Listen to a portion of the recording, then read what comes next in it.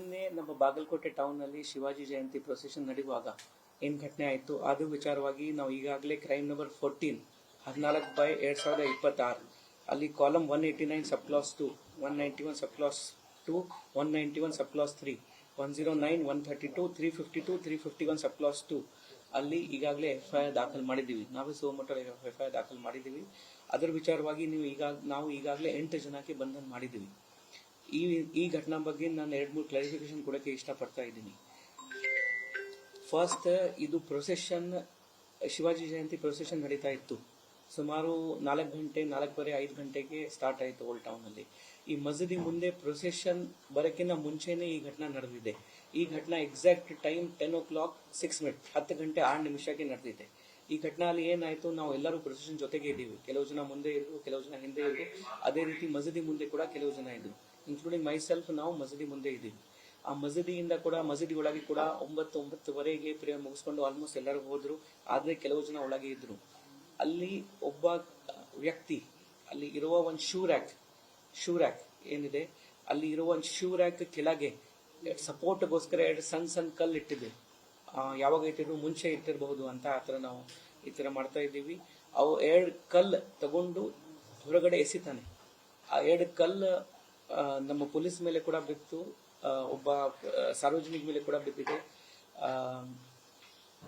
ಯಾವುದು ಮೇಜರ್ ಗಾಯ ಆಗಿಲ್ಲ ಇದರ ವಿಚಾರವಾಗಿ. ಆದರೆ ಆ ಪರ್ಟಿಕ್ಯುಲರ್ ವ್ಯಕ್ತಿ ತನ್ಜೀರ್, 28 ವಯಸ್ಸು, ಸೆಕ್ಟರ್ ನಂಬರ್ 10 ನವನಗರ್ ವಾಸಿ. ಅವನಿಗೆ ನಾವು ಐಡೆಂಟಿಫೈ ಮಾಡಿದ್ದೀವಿ. ಅವನು ಈ ಕೇಸಲ್ಲಿ ನಮ್ದು A1 ಆರೋಪಿ. ನಾವು ಏನು ವಿಡಿಯೋ ಫುಟೇಜ್ ಮಾಡಿದ್ದೀವಿ, ನಾವು ಕೂಡ ಅಲ್ಲಿ ಪೂರ್ತಿ end to end video coverage ಮಾಡ್ತಾ ಇದ್ದೀವಿ. ಅಲ್ಲಿ ಕ್ಲಿಯರ್ ಕಟ್ ಆಗಿ ಕಂಡು ಬರ್ತಾ ಇದೆ, ಅವನೇ 2 ಕಲ್ಲು ಎಸಿದಾನೆ. ಅದು ಬಿಟ್ಟು ಬೇರೆ ಯಾವುದು ಕಲ್ಲು ಹೋರಾಟ, ಬೇರೆ ಯಾವುದು ಕಲ್ಲು ಎಸೆಯೋದು ಏನು ಘಟನೆ ಆಗಿಲ್ಲ. ಆ ವಿಡಿಯೋ ಕೂಡ ತಮ್ಮ ಜೊತೆಗೆ ನಾವು ಶೇರ್ ಮಾಡ್ತಾ ಇದ್ದೀವಿ. ಅವನಿಗೆ ನಾವು A1 ಆರೋಪಿ ಮಾಡಿ ಈ ಕೇಸಲ್ಲಿ ಅರೆಸ್ಟ್ ಮಾಡಿದ್ದೀವಿ. ಅದರ ಜೊತೆಗೆ ಇನ್ನೂ 7 ಜನ, ಟೋಟಲ್ 8 ಜನಗೆ ಈ ಕೇಸಲ್ಲಿ ನಾವು ಅರೆಸ್ಟ್ ಮಾಡಿದ್ದೀವಿ. ನಾವು ಕೂಡ ಅಲ್ಲಿ ಇದ್ದೀವಿ, ನಾವು ಮಸೀದಿ ಒಳಗೆ ಕೂಡ ಇದ್ದೀವಿ. ನಾವು ಅವರಿಗೆ ರಿಕ್ವೆಸ್ಟ್ ಮಾಡ್ತಾ ಇದ್ದೀವಿ, ಆದರೆ ನಮ್ಮ ಕರ್ತವ್ಯಕ್ಕೆ ಅವರು ಅಡ್ಡಿಪಡಿಸಿದ್ರು ಅಂತ 7 ಜನಗೆ ನಾವು ಈ ಕೇಸಲ್ಲಿ ಅರೆಸ್ಟ್ ಮಾಡಿದ್ದೀವಿ. ಟೋಟಲ್ 8 ಮೆಂಬರ್ಸ್ ಈಗಾಗಲೇ ಅದರಲ್ಲಿ ಅರೆಸ್ಟ್ ಆಗಿದೆ. ಈ ಘಟನೆ ಮುಗಿದ ನಂತರ ಮೆರವಣಿಗೆ ಪೀಸ್ಫುಲ್ ಆಗಿ ಹೋಯಿತು. 2 ಕಮ್ಯುನಿಟಿ ಲೀಡರ್ಸ್ ನಮಗೆ ತುಂಬಾ ಹೆಲ್ಪ್ ಮಾಡಿದ್ರು. ಈ ಘಟನೆ ಮುಗಿದ ನಂತರ ಮೆರವಣಿಗೆ ಪೀಸ್ಫುಲ್ ಆಗಿ ಮಸೀದಿ ಮುಂದೆಯಿಂದ ಹೋಯಿತು. ಯಾವುದು ಅನಾಹುತ ಘಟನೆ ಆಗಿಲ್ಲ. ಪ್ರೇಯರ್ ಕೂಡ ಪೀಸ್ಫುಲ್ ಆಗಿ ಮುಗೀತು.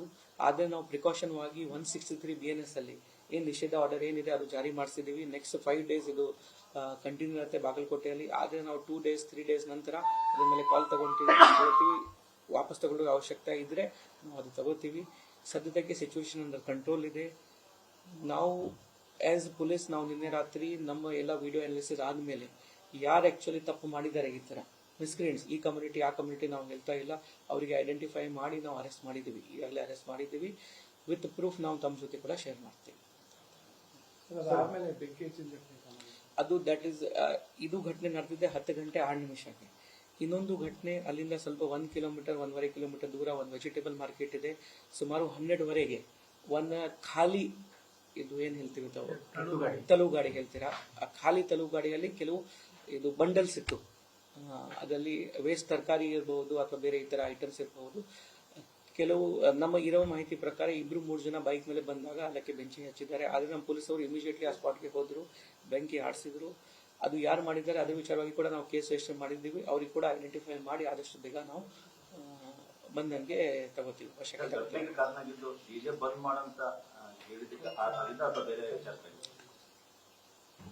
ಅದಕ್ಕೆ ಸಂಬಂಧ ಇಲ್ಲ, ಡಿಜೆ ಬೇರೆ ಕಡೆಯಿಂದ ಆಪರೇಟ್ ಆಗ್ತಾ ಇತ್ತು. ನಾವು ಇನ್ವೆಸ್ಟಿಗೇಷನ್ ಮಾಡ್ತಾ ಇದ್ದೀವಿ. ಬಟ್ ಸದ್ಯಕ್ಕೆ ಇದು ಸ್ಪರ್ ಆಫ್ ದ ಮೂಮೆಂಟ್. ಕೆಲವು ಸರಿ ಏನಾಗತ್ತೆ, ನಾವು ಇಂಪಲ್ಸ್ ಅಲ್ಲಿ ಮಾಡ್ಬಿಡ್ತೀವಿ. ಆ ಕಲ್ಲು ಅವರು ಮುಂಚೆ ತಗೊಂಡು ಬಂದಿಲ್ಲ, ಅಲ್ಲಿ 2 ಕಲ್ಲಿತ್ತು, ಶೂರ ಕೆಳಗೆ ಇತ್ತು. ನಾವು ಕೂಡ ಮುಂಚೆ ಎಲ್ಲ ವೆರಿಫೈ ಮಾಡಿದ್ದೀವಿ, ನಮ್ಮ ಡ್ರೋನ್ ಸರ್ವೆ ಮಾಡಿದ್ದೀವಿ, ನಾವೆಲ್ಲ ಮಾಡಿದ್ದೀವಿ. ಯಾವುದು ರೂಫ್ ಮೇಲೆ ಯಾವುದು ಕಲ್ಲಿರಲಿಲ್ಲ ಅಂತ ಏನಿಲ್ಲ. ಅಲ್ಲಿ ಕಲ್ಲು ಅವ್ರ ಕೈಗೆ ಇಮಿಡಿಯೇಟ್ಲಿ 2 ಕಲ್ಲು ಸಿಕ್ತು. 2 ಕಲ್ಲು ಇವರು ಎಸಿದಾನೆ. ಅದು ಬಿಟ್ಟು ಬೇರೆ ಯಾವುದು ಕಲ್ಲು ಹೋರಾಟ ಇರಲಿ, ಯಾವುದು ಇರಲಿ, ಮೂರ್ತಿ ಮೇಲೆ ಇರಲಿ, ಡಿಜೆ ಮೇಲೆ ಇರಲಿ, ಯಾವುದು ವ್ಯಕ್ತಿ ಮೇಲೆ ಇರಲಿ, ಯಾವುದು ಈ ತರ ಆಗಿಲ್ಲ. ಕ್ಲಿಯರ್ ಕಟ್ ಅಲ್ಲಿ ನಮ್ಮ ಎವಿಡೆನ್ಸ್ ಅಲ್ಲಿ ನಮಗೆ ವಿಡಿಯೋ ಫುಟೇಜ್ ಅಲ್ಲಿ ಸಿಕ್ಕಿದೆ. ಒಂದು ಚಪ್ಪಲಿ ಕೂಡ ಅದು ನಮ್ಮ ವಿಡಿಯೋ ಅಲ್ಲಿ ಕಂಡು ಬರ್ತಾ ಇದೆ. ನಮ್ಗೆ ಕನ್ಫರ್ಮ್ ಇದೆ 8 ಜನಕ್ಕೆ ನಾವು ಯಾರಿಗೆ ಬಂಧನ ಮಾಡಿದ್ದೀವಿ, ಅದರಲ್ಲಿ ಯಾರೋ ಈ ತರ ಮಾಡಿದ್ದಾರೆ ಅಂತ ಈ ತರ ಇದೆ. ಅದೇ ಶೂ ರ್ಯಾಕ್, ನಾನು ಶೂ ರ್ಯಾಕೆ ಹೇಳಿದ್ದೀನಿ. ಆ ಶೂ ರ್ಯಾಕ್ ಇಂದಾನೆ ಇದು ಆಯ್ತು. ಬಂದ್ ಮಾಡ್ಬೇಕಂತ ಏನೋ ಆ ಕಡೆ ಜನರು ಅಲ್ಲಿ ಕೂಗಾಡಿದ್ರು ಅಂತ ಆರೋಪ ಇದೆ. ಅಲ್ಲಿಂದನೇ ಈ ಒಂದು ಘಟನೆ ಅಥವಾ ಕಲ್ಲು ತೂರಾಟ ನಡೀತಿದೆ ಅಂತ.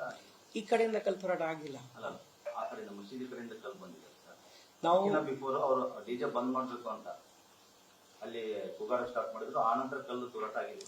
ನಾವು ಪ್ರಿಕಾಷನ್ ಬೇಸಿಸ್ ಮೇಲೆ ಯಾವ್ದು ದೇವಸ್ಥಾನ ಇದ್ದೀರಿ, ಯಾವ್ದು ಮಸೀದ್ ಇದ್ದೀರಿ, ಅದ್ರ ಮುಂದೆ ತಾವು ವಾಲ್ಯೂಮ್ ಕಮ್ಮಿ ಇಟ್ಕೊಳ್ಳಿ, ಬೇಗ ಹೋಗಿ ಅಂತ ನಾವು ಎರಡೂ ಸಮುದಾಯಕ್ಕೆ ಹೇಳ್ತೀವಿ.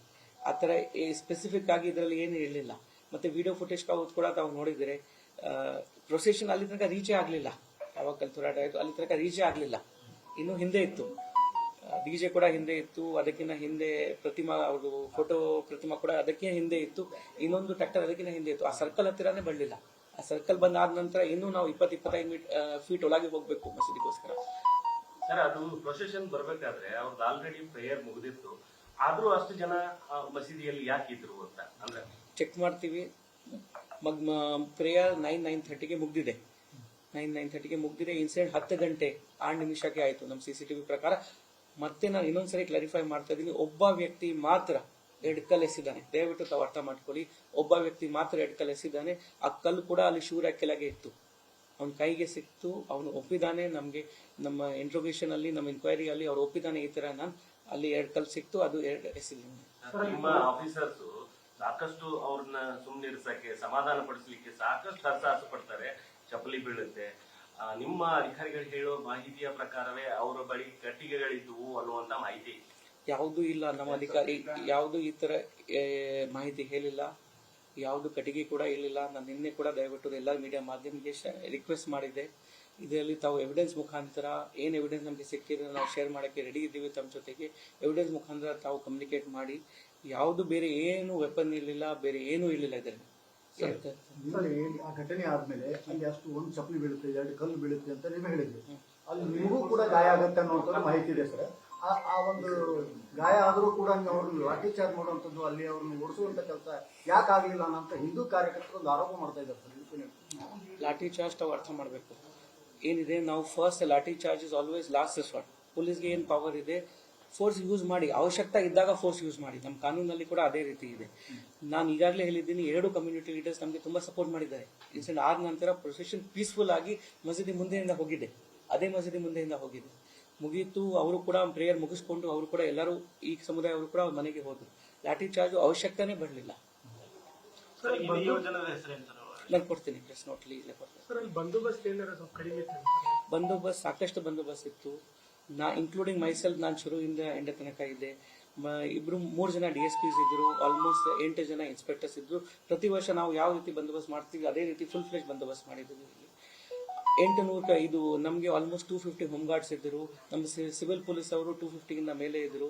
DR ನಮಗೆ 4 DR ಪಾರ್ಟೀಸ್ ಇದ್ರು. ಸಾಕಷ್ಟು ಬಂದೋಬಸ್ತ್ ಮಾಡಿದ್ದೀವಿ. ಮತ್ತೆ ಯಾವುದು ಪಬ್ಲಿಕ್ ಆ ಗುಂಪು ಮಧ್ಯದಲ್ಲಿ ಯಾವುದು ಘರ್ಷಣೆ ಆಗಿಲ್ಲ. ಐಸೋಲೇಟೆಡ್ ಇನ್ಸಿಡೆಂಟ್ ಇತ್ತು, 2 ಕಲ್ಲು ಬಿತ್ತು. ಯಾರು ಮಾಡಿದ್ದಾರೆ ಅವರಿಗೆ ನಾವು ಐಡೆಂಟಿಫೈ ಮಾಡಿದ್ದೀವಿ, ಈಗಾಗಲೇ ಅವರಿಗೆ ಬಂಧನ ಮಾಡಿದ್ದೀವಿ. ಸದ್ಯಕ್ಕೆ ಸೇಮೇ ಬಂದೋಬಸ್ತ್, ನಿನ್ನೆ ಏನು ಬಂದೋಬಸ್ತ್ ಇತ್ತು ಆಲ್ಮೋಸ್ಟ್ ಸೇಮ್ ಕಂಟಿನ್ಯೂ ಮಾಡಿದ್ದೀವಿ. ಶಿಫ್ಟ್ ಅಲ್ಲಿ ಮಾಡ್ತಾ ಇದ್ದೀವಿ, ಸೊ ದಟ್ 24 hours ನಾವು ಕವರ್ ಮಾಡ್ತೀವಿ. ಸರ್, ಆ ಮುಖಂಡರನ್ನ 2 ಕಡೆ ಮುಖಂಡರನ್ನ ಕರೆದು ಶಾಂತಿ ಮಾಡ್ತೀವಿ ಇವತ್ತು